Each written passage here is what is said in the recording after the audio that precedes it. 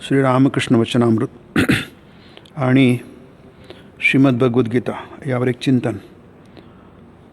ह्या प्रवचनमालेचं हे 14वं प्रवचन आहे.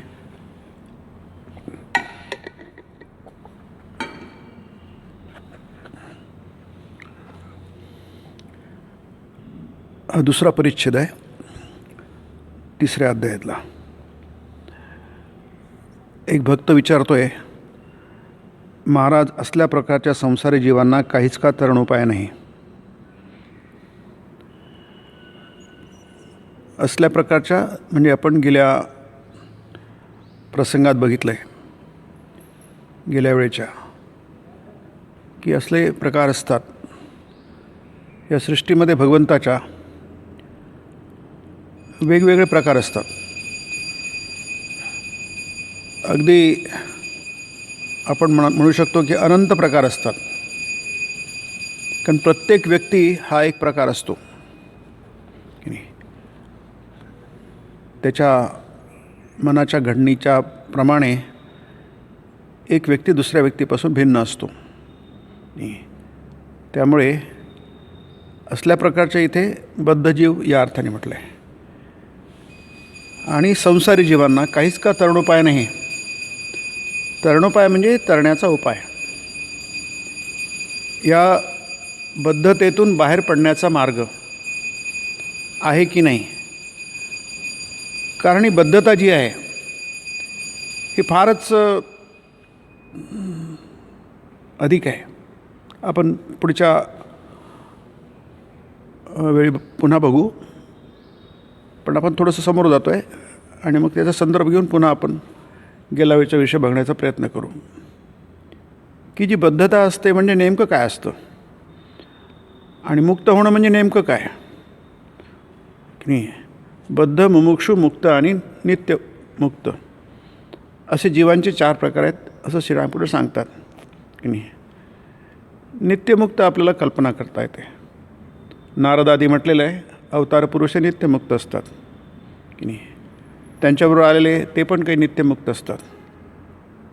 आणि जे मुक्त असतात त्यांना समोर ठेवून त्यांच्या पावलावर पाऊल टाकून ते चालतात, ते मुक्त होतात. मुमुक्षु म्हणजे ज्यांच्या मनात इच्छा असते मुक्त होण्याची, की मुक्त व्हायचं असतं, याची जाणीव ज्याच्या मनात निर्माण होते की त्याला म्हणतात मुक्त. आणि बद्ध म्हणजे त्याला जाणीव पण नाही आहे आपल्याला मुक्त व्हायचं आहे. या जगात आपण आलो आहोत ते मुक्त होण्यासाठी आलो आहोत. म्हणजे गीतेच्या भाषेत सांगायचं झालं ते बुद्धिहीन असतात, अविवेकी असतात, त्यांना बुद्धी नसते आणि म्हणून ते बद्ध असतात. म्हणजे बुद्धी असणं, आणि बुद्धी असली की माणूस कृतकृत्य होतो.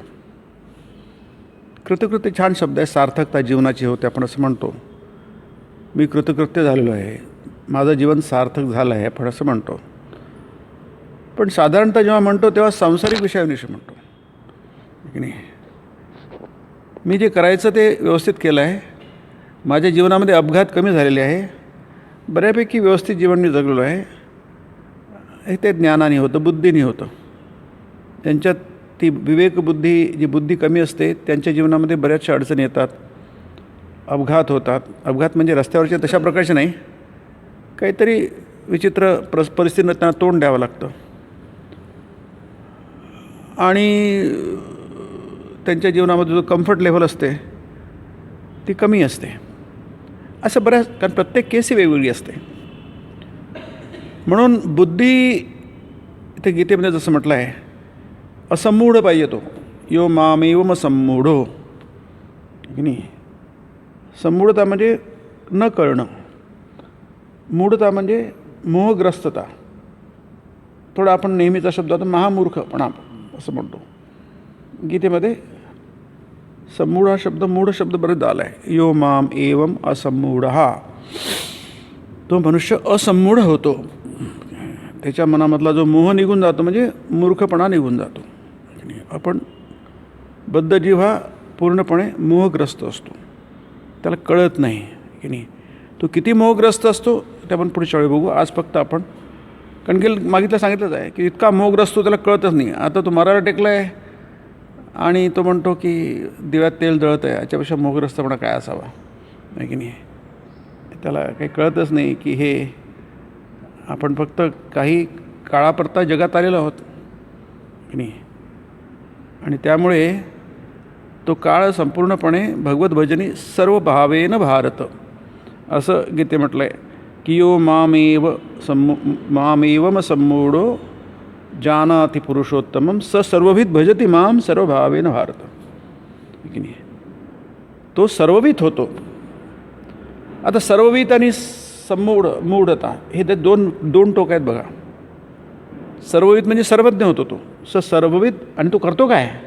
भजती माम भजती, माझं भजन करतो. कसं करतो? सर्वभावेन भारत. आपण प्रल्हादाचं उदाहरण पुढच्या वेळी बघू, आहे की नाही. हे दोन्ही श्लोक प्रल्हादाला बरोबर लागू होतात, की नाही. पण अशा जीवांना जे मुमुक्षुही नाही आहे, मुक्तही नाही आहे, नित्यमुक्तीचा प्रश्नच येत नाही आहे, की नाही. म्हणजे बद्धपणा म्हणजे काय असतो, बद्ध जीव म्हणजे काय असतो, की नाही. किती टोकाचा असू शकतो त्याची 3-4 उदाहरणं आपण गेल्या वेळी बघितले, पुन्हा बघू ते. पण यांना तरणोपाय आहे की नाही, की असंच राहणार, की नाही. ते म्हणतात की अशी कोणती गोष्ट नसते, प्रत्येक गोष्टीला ॲन्सर असतं, प्रत्येक प्रश्नालाही उत्तर असतं, की नाही. आणि त्याला उपाय असतो. उपाय नसणारी कोणतीच समस्या नसते, फक्त तो उपाय काय हे जाणून घ्यावं लागतं. म्हणून काहीच का तरणोपाय नाही, नक्कीच उपाय आहे, की नाही. पण बद्धजीव हा इतका बद्ध असतो, बद्ध म्हणजे मेंदूनी. आधी मेंदू बदलावा लागतो, आहे की नाही. मेंदूमध्ये परिवर्तन झालं नाही तर आपल्याला काही डोकं आपलं तर काय होणार नाही, आहे की नाही. आपले विचार बदलावे लागतात. ते जर बदलले नाही तर आपण काही बदलू शकत नाही, की नाही. म्हणून आता जे हे दिलेलं आहे आपण उपाय बघणार आहोत, की ते म्हणतात आहे की, आहे की नाही. उपाय नाही असं नाही आहे, उत्तर असं आहे. श्रीरामकृष्ण देतात आहे की, अवश्य आहे, पॉझिटिव्ह आहे की नाही. असं म्हणता येत नाही की हे संपलं, काही आशाच नाही असं म्हणता येत नाही, की नाही. अशी कोणतीच गोष्ट नाही आहे की ते संपलं. कारण काय, वेळ यावी लागते असं आपण बघतो नाही. श्रीरामकृष्ण म्हणतात वेळ यावी लागते. ते उदाहरण दिलं आहे की लहान मुलगा म्हणतो मग आई मला रात्री उठवून देशील.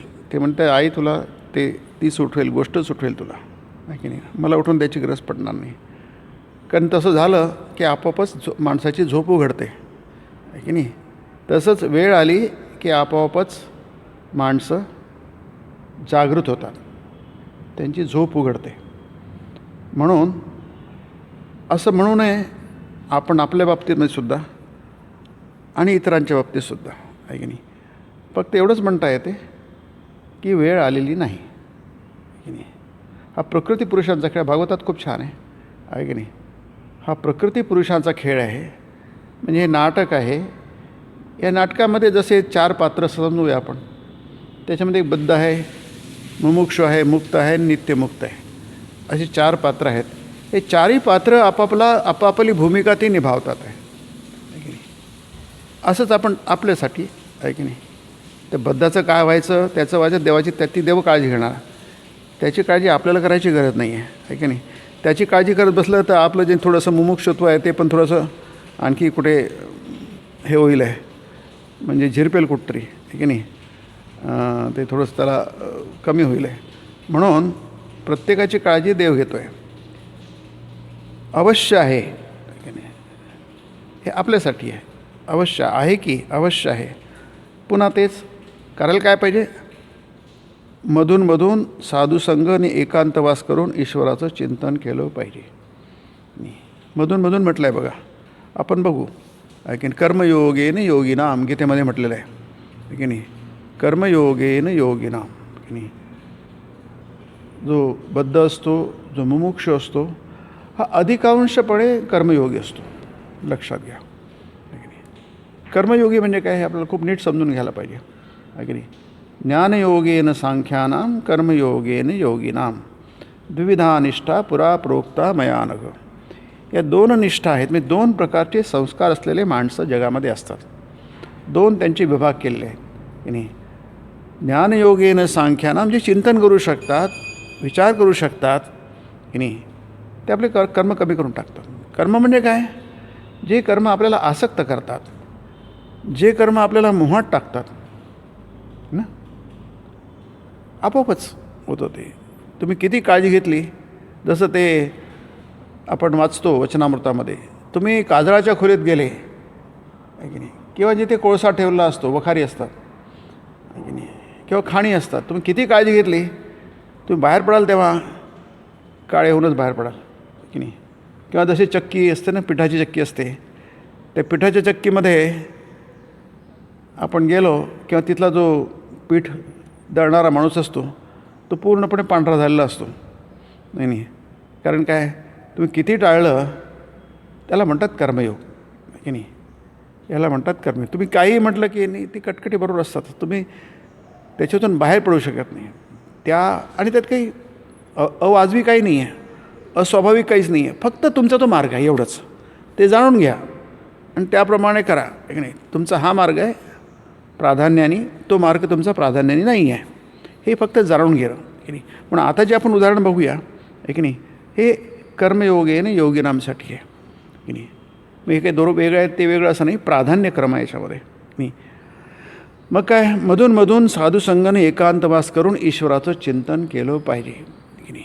म्हणजे ईश्वराचं चिंतन करायचं असतं, हे प्रल्हाद काय करतो, सतत करतो, की नाही. नारायण नारायण म्हणतो बालपणापासून. त्यांनी जन्मभर नारायण ज्ञान केलं, श्रीमन नारायण नारायण केलं त्यांनी, आहे की नाही. तो मधून नाही केलं त्यांनी, की नाही. जन्मभर ते नारायण नारायण केलं. कारण तो काय होतं, ज्ञानयोगेन सांख्यानाम. प्रत्येक गोष्टीमध्ये तो आत्मा बघत होता, की नाही. म्हणून त्याच्या वडिलांनी जेव्हा म्हटलं, त्याला आव्हान केलं जाऊन, काही तू सगळीकडे माझा नारायण आहे म्हणतो, खांबात आहे का? तो म्हणतो आहे. तरी असं नाही म्हटलं की असेल, आहे की नाही. तो म्हणतो आहे. आता आहे म्हटलं तर ते चॅलेंज आहे, त्यांनी तोडला आणि त्याच्यातून भगवान सगुण साकार रूपात बाहेर आले, की नाही. मग काय, तो प्रत्येक ठिकाणी आत्मा बघतो. आत्मावत सर्वभूतेषु. त्याला आत्मा सोडून दुसरं काही दिसत नाही आहे, की नाही. म्हणजे त्याच्यात विश्वास पक्का आहे, 100% विश्वास आहे त्याच्यामध्ये.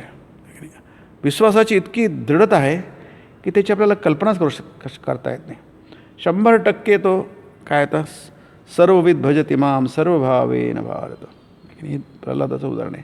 म्हणून ते म्हटलं आहे की आहे, की नक्कीच आहे, अवश्य आहे, परंतु काय करावं लागेल, मधून साधुसंगाने एकांतवास करून ईश्वराचं चिंतन केलं पाहिजे. ही साधना काय, आणि विचार करायला हवा.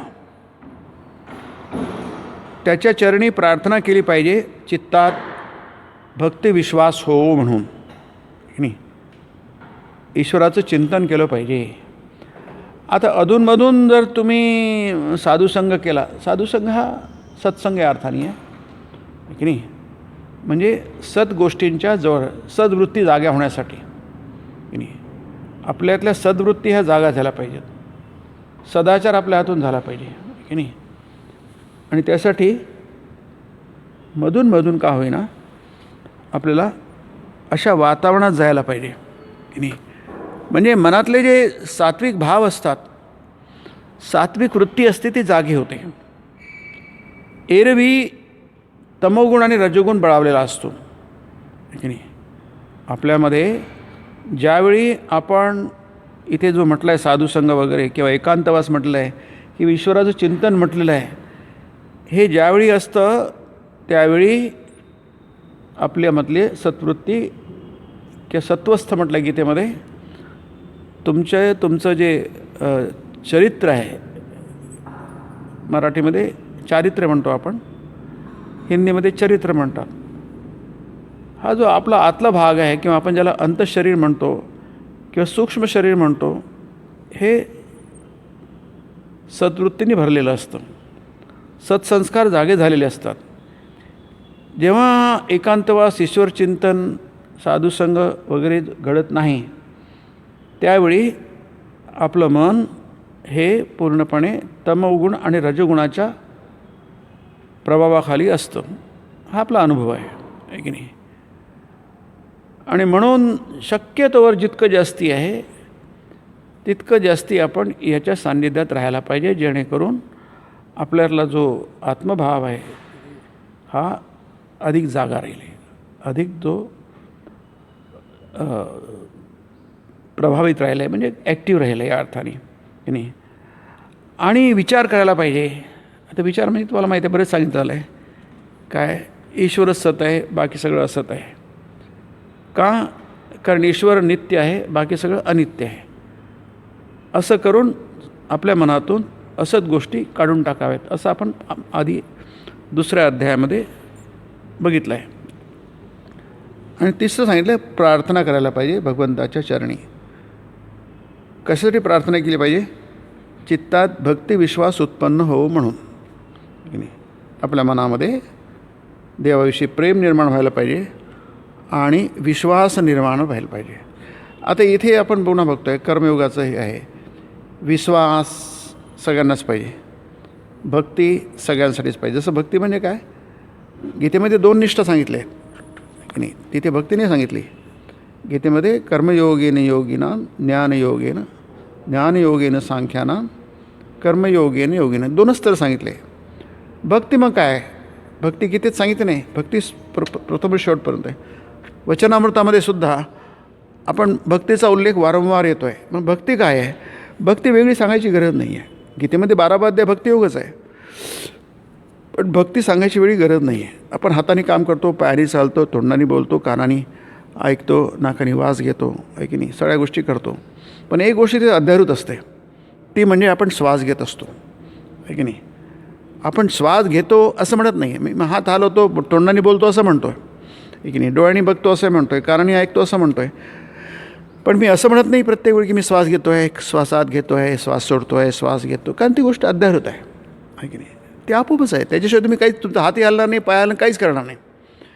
ही चेतनता आहे, ही तुमच्या श्वासोच्छवासामुळेच शक्य आहे. ती ज्या सगळ्या काही ॲक्टिव्हिटीज आहेत आपल्या जीवनातल्या, मग ते झोपेतली असो की जागेपणाची असो, आहे की नाही, अशी कोणती ॲक्टिव्हिटी नाही आपल्या जीवनामध्ये 24 तास आपण जे वापरतो त्याच्यामध्ये श्वास घेणं आणि श्वास सोडणं याचा समावेश होऊ शकत नाही, होत नाही, आहे की नाही. म्हणून श्वास घेणं आणि श्वास सोडणं हे अध्यारूतच आहे, त्यात काही विचार करण्याची गरज नाही. तसं भक्ती तशीच आहे की नाही. तुमचं प्रेम असल्याशिवाय, आहे की नाही, तिथे ना ज्ञानयोग आहे, तिथे ना कर्मयोग आहे, ना ते ध्यान आहे. म्हणून आपल्या ह्याच्यामध्ये परंपरेमध्ये प्रत्येक ह्याच्यामध्ये भक्ती आहे की नाही. भक्तिपंथेचे जावे तरी श्रीहरी पाविजेतो स्वभावे. फक्त भक्तियोगामध्ये भक्तीची प्राधान्यता असते. म्हणून इथे जी भक्ती सांगितली आहे ही कर्मयोगातली भक्ती आहे की नाही. म्हणजे कसं, भक्ती म्हणजे प्रेम आणि हा विश्वास की नाही, हा विश्वास इथे आहे. आणि विश्वास उत्पन्न झाला की झाला, विश्वासापेक्षा मोठी आणखी कोणतीच गोष्ट नाही. म्हणजे सगळ्या गोष्टी आपण ज्या करतो आहे, इथे सांगितलं एकांतवास, ईश्वरचिंतन, साधुसंग, आणखी बऱ्याच आधी सांगितलं आहे, संकीर्तन वगैरे सांगितलं आहे, मधून भगवत भक्तांच्या साधू सत्पुरुषांच्या चरणांपाशी जायला हवं, अशा ज्या गोष्टी आपण आधी बघितल्या आधी बघतो. याचा एकमेव उद्देश आहे विश्वास उत्पन्न होणं, की नाही. 4थ्या अध्यायात भगवद्गीतेच्या जसं म्हटलं श्रद्धा, आहे की नाही, श्रद्धा विश्वास रूपिणो. हा श्रद्धा म्हणा की विश्वास म्हणा, आहे की नाही, भगवंता इथे पुढे काय म्हणतात, विश्वासापेक्षा आणखी कोणतीच गोष्ट मोठी नाही, ती अल्टिमेट गोष्ट आहे की नाही. म्हणजे आज आपल्याला कुठे कमी पडतो, आपल्याला विश्वास नाही असं म्हणू शकत नाही, विश्वास आहे की नाही, नाही तर आपण काहीच केलं नसतं की नाही. जे काही आज करतो आहोत आपण ते काहीच केलं नसतं. समजा आपण 20% करतो आहोत, तर 20%सुद्धा जसं का, कशावरून, बद्ध लोक काहीच करत नाही आहे, बद्ध जीव काहीच करत नाही आहे.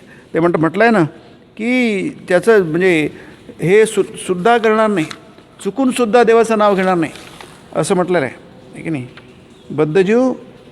बद्धजीव विषयातले किडे होऊन राहतात. परमेश्वराचा त्यांना निखालस विसर पडलेला असतो. निखालस म्हणजे पूर्णपणे, आहे की नाही.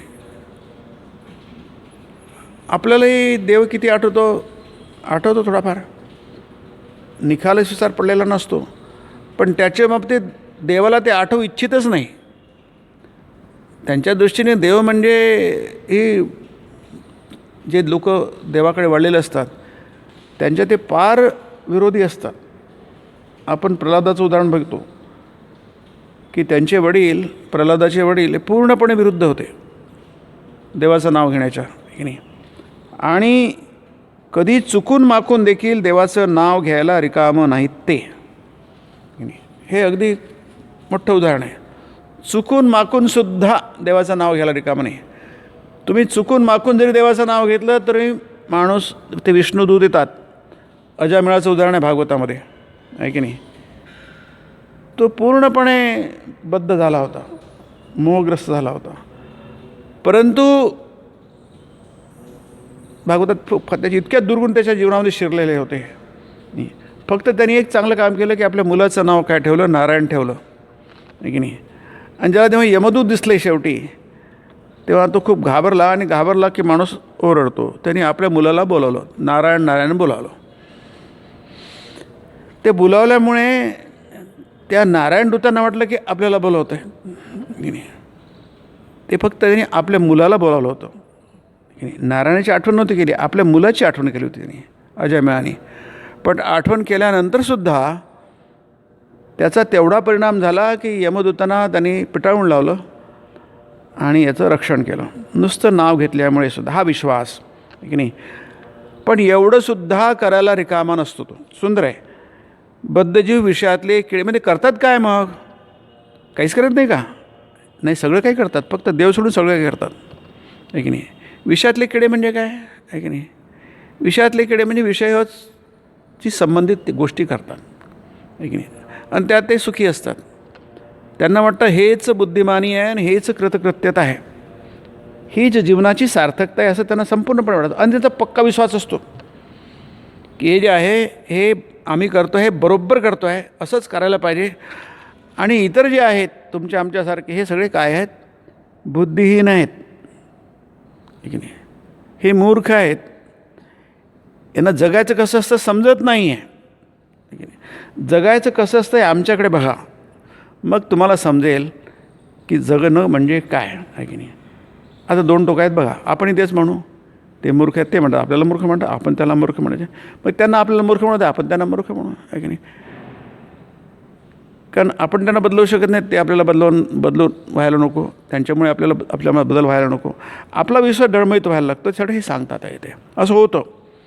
म्हणून ते म्हणतात की हे कशाला सांगतात विषयातले किडे वगैरे, की आपला विश्वास डळमळीत होऊ नये. तो केव्हा डळमळीत होऊ शकतो, की नाही. परमेश्वराचा त्यांना निखालस विसर पडलेला असतो. कधी चुकून माकून देखील ईश्वराचं नाव घ्यायला रिकामे नाहीत ते. त्यांच्याकडे भरपूर वेळ आहे, फक्त ईश्वराचं नाव घ्यायला त्यांच्याकडे वेळ नाही आहे, की नाही.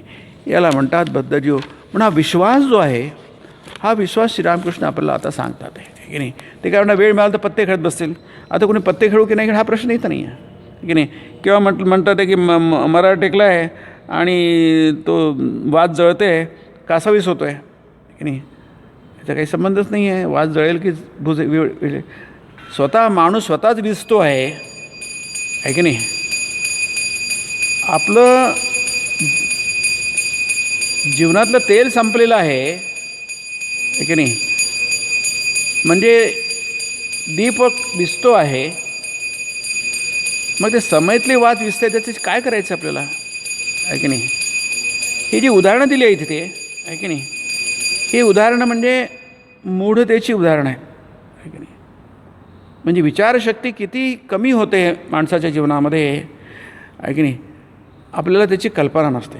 अतिशय माणूस, म्हणून तिथे गीतेमध्ये सबुद्धिमान मनुष्येषु असं म्हटलं आहे. इथे म्हटलेलं आहे की हे बुद्धिमान एतद् बुद्ध्वा बुद्धिमान स्यात्. हे जाणून मनुष्य बुद्धिमान होतो, की नाही. एरवी मनुष्य हा बुद्धिहीन असतो. म्हणून अशा माणसाला च्या मनामध्ये विश्वास उत्पन्न होत नाही. एकदा विश्वास उत्पन्न झाला की छान म्हटलं याच्यामध्ये, त्याच्याशिवाय मोठी गोष्ट कोणती नाही. आणखी कोणतीच गोष्ट मोठी नाही विश्वासापेक्षा, की नाही. कारण विश्वास निर्माण झाला. विश्वास म्हणजे काय? देव आहे हा विश्वास, की नाही. त्याला म्हणतात आस्तिकता.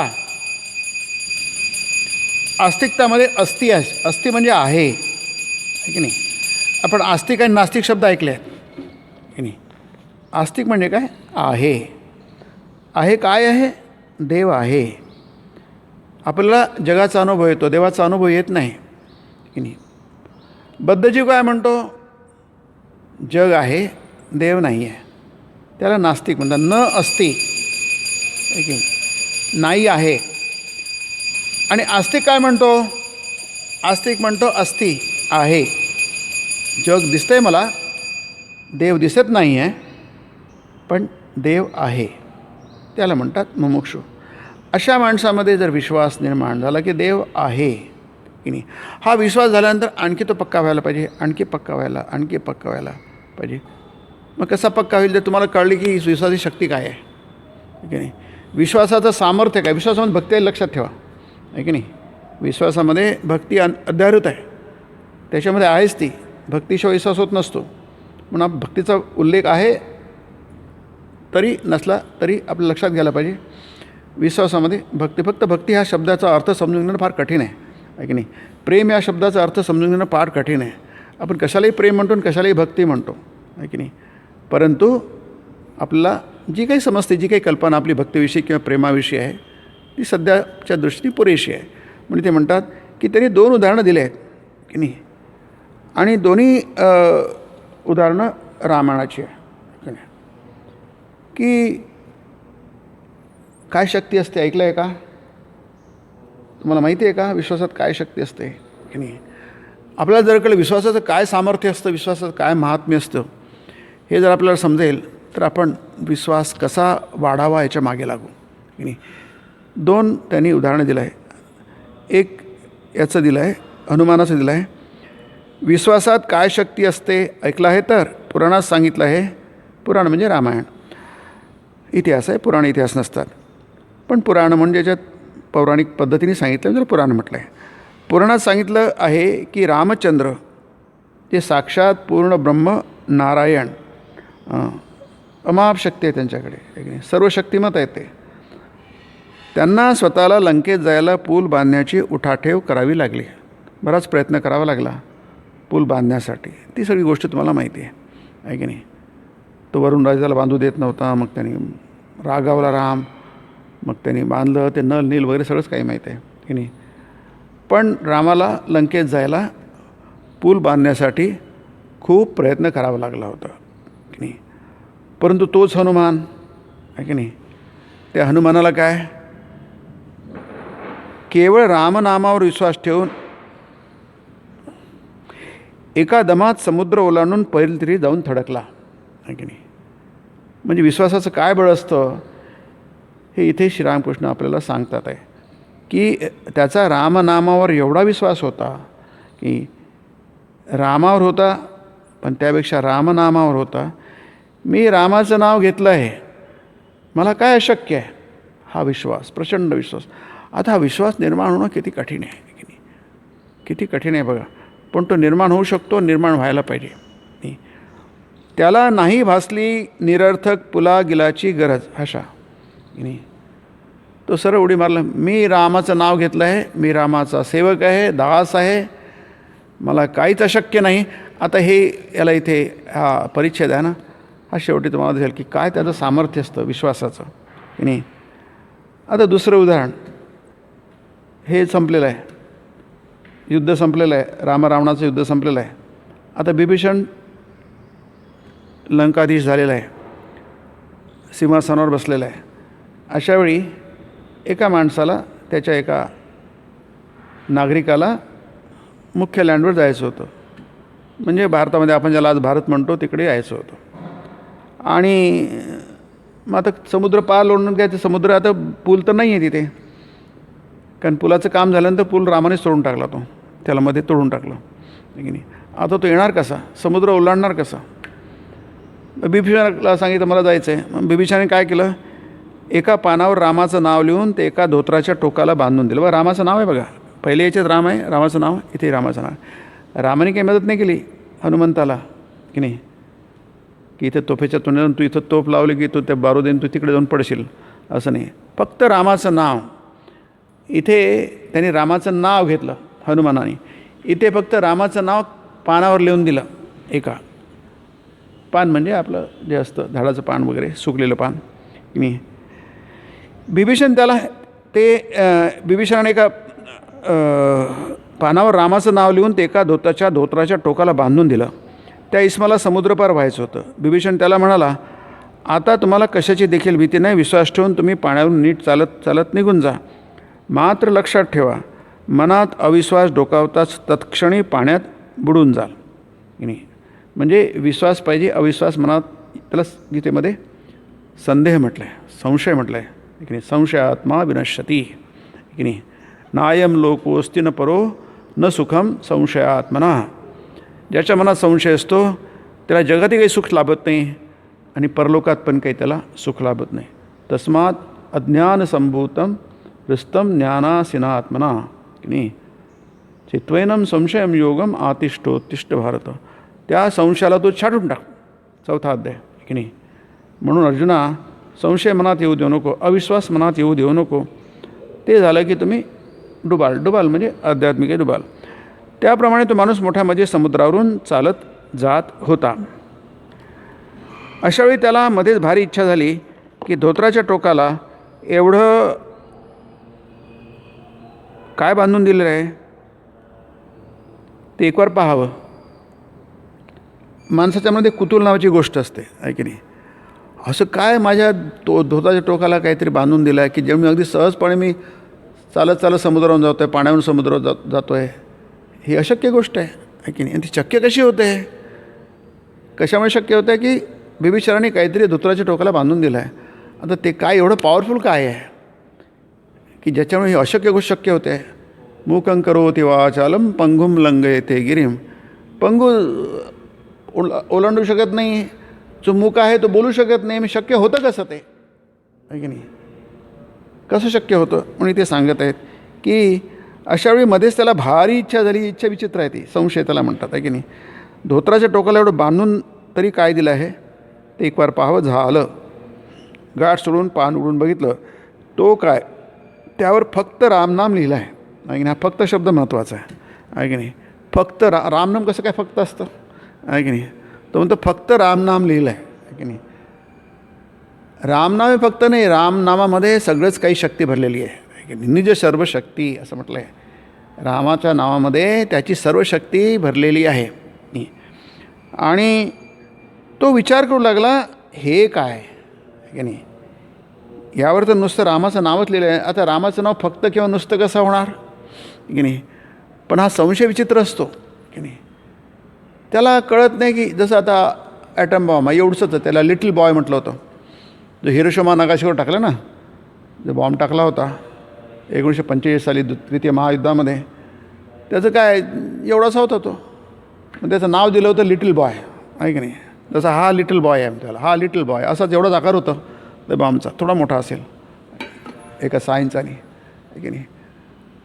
तर त्याला तो लिटिल बॉय आहे, तो काय विध्वंस करणार, आहे की नाही. जास्त डोक्यावर पडलं तर डोकं फुटेल किंवा खांदा तुटेल एवढंच होईल आहे. पण तो ॲटम बॉम्ब आहे ते नाही. नागासाकीचा हिरोशिमाचा पार विध्वंस केला नागासाकीचा, पार त्याच्यानंतर पुन्हा बॉम्ब झालाच नाही.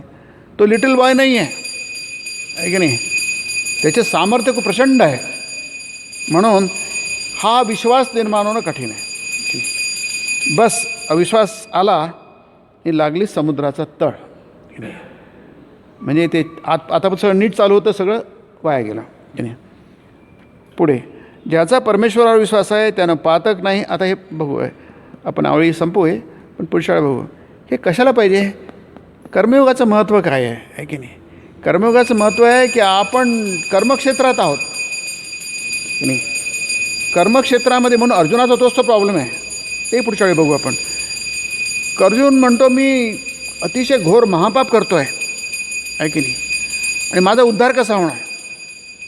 नाही, मी आपल्या गुरूंना मारतो आहे, आजोबांना मारतो आहे, मित्रांना मित्रद्रोहेच पातकम काय काय इतकं तो वर्णन करतो आहे. अर्जुनाचे तोंडी 21 श्लोक आहे 47 श्लोकामधले. 25 श्लोक याच्या तोंडात आहे, संजयाच्या तोंडात आहे, 1 श्लोक धृतराष्ट्र श्लोकात तोंडात आहे, अशा 47 श्लोक आहेत आहे की नाही. ते 21 श्लोकामध्ये त्याचं तेच रडगाणं आहे. तिथे कृष्ण नाही आहे पहिल्या अध्यायामध्ये आहे की नाही. ते दुसऱ्या अध्यायात नंतर सुरू होतो 11व्या श्लोकापासून की नाही. पहिल्या अध्यायात कृष्ण कुठेच नाही आहे की नाही. फक्त तो जनार्दन वगैरे म्हणतोच, त्याला संबोधन करतो आहे. कृष्ण तोंडी काहीच नाही आहे. तर इथे हा जो मानाला भीती वाटते की मी असं आहे, माझ्याप्रमाणे होतं, मी काही देवाचं नाव म्हणजे ज्याप्रमाणे मुक्ती व्हायला जे काही पाहिजे असतं साधन संपत्ती ते माझ्याकडे काहीच नाही आहे, त्याच्यामुळे त्याला भीती वाटते. कसं काय होणार माझं? त्यासाठी विश्वास फार मोठं साधन आहे. म्हणून प्रार्थना, विश्वास, भक्ती फार मोठे साधन आहे. त्याची किंमत कळत नाही आपल्याला की नाही. त्याचं महत्त्व कळत नाही, त्याचं महात्म्य कळत नाही आहे. गीतेमध्ये खूप सांगितलं आहे, नुसतं शृणुयाद पियो नराहा. तुम्ही नुसतं गीता ऐकली तरी तुम्हाला शुभान लोकान प्राप्नुयात पुण्यकर्मणाम, हे सगळं शक्य आहे की नाही. आपल्याला हे माहिती आहे, अमुक केलं की तेवढं मिळतं, फळ मिळतं. इथे काहीच केलं नाही, एवढंसं केलं नाही, एवढं मोठं फळ कसं काय मिळालं? हा विश्वास माणसाच्या मध्ये श्रद्धा निर्माण होत नाही, ती भक्ती निर्माण होत नाही. म्हणून सांगताय की ज्याचा हे रामकृष्ण ज्याचा परमेश्वरावर विश्वास आहे त्यानं पातक नाही, महापातक जरी केलं, गोहत्या, ब्रह्महत्या, नवे स्त्रीहत्या जरी केली तरी देवावरच्या त्या विश्वासाच्या बळावर असल्या घोर पापांपासून देखील त्याचा उद्धार होऊ शकतो आहे की नाही. तो जर देवापाशी म्हणेल की देवा पुन्हा कधी मी असलं कृत्य करणार नाही, तर त्याला कसलंच भय नाही, त्याला माफी आहे की नाही. हे जरा धाडसाचं उदाहरण आहे, पण वेदांत फार धाडसी आहे. हे सगळं वेदांत आहे. ही सगळी उदाहरणं ही जी आहे ना, हा पूर्ण ग्रंथच वेदांतावरचा आहे की नाही. आणि मग सुंदर ते आई हे जगन्माते, मी दुर्गा, बंगाली भजन आहे, दुर्गा दुर्गा म्हणत प्राण सोडला तर बघेन मला तू कसं अखेरीस तारणार नाहीस. ते नक्कीच तू तारशी कशी तारणार. बघा चॅलेंज करतो आहे. हे दयामयी वाटेल तितके अघोर पातक घडेना का माझ्या हातून. सुरापान, ब्रह्महत्या, भ्रूणहत्या, नारीहत्या वाटेल ते का घडेना हातून. इतकी देखील पर्वा मला नाही त्याची. I don't care. आई तुझ्या नामाच्या जोरावर माझ्यासारखा अधम देखील ब्रह्मपद पटकावू शकेल. विशेष ते काय आहे त्या, हे त्याला म्हणजे तामस भक्ती म्हटली आहे. भक्तीचा जोर, प्रेमाचा जोर, की मी परवाच करत नाही कशाची, म्हणजे तो पाप करेल, नारीहत्या, भ्रूणहत्या, ब्रह्महत्या असं नाही याच्यामध्ये की नाही. कर्मयोग करताना तो मुमुक्षु आहे, पण ते करत असताना आपल्या हातून बऱ्याचशा गोष्टी घडतात की असं वाटतं की हे कसं आपल्याला मुक्तीकडे घेऊन जाणार, कसं शक्य आहे की नाही. त्यावेळी म्हटलं आहे शक्य आहे, कारण त्या विश्वास, श्रद्धा, नावावरचा विश्वास आहे की नाही. जे तुम्ही देवाचं नाव घेता, जप करता, जे काय असेल जशा प्रकारे घेतात जशा प्रकारे घेत नाही की नाही, पण हा जो विश्वास की याच्या बळावर आपण नक्कीच ते ब्रह्मपद पटकावू किंवा देवाचं दर्शन करून घेऊ. आता नाहीतरी शेवटच्या क्षणी तरी. पुढच्या मंगळवारी आपण हाच पुन्हा विषय बघूया. ओम ब्रह्मार्पणं ब्रह्महवीर ब्रह्माग्नौ ब्रह्मणाहुतं ब्रह्मैव तेन गन्तव्यं ब्रह्मकर्मसमाधिना. हरि ओम तत्सत्. श्रीरामकृष्णार्पणमस्तु.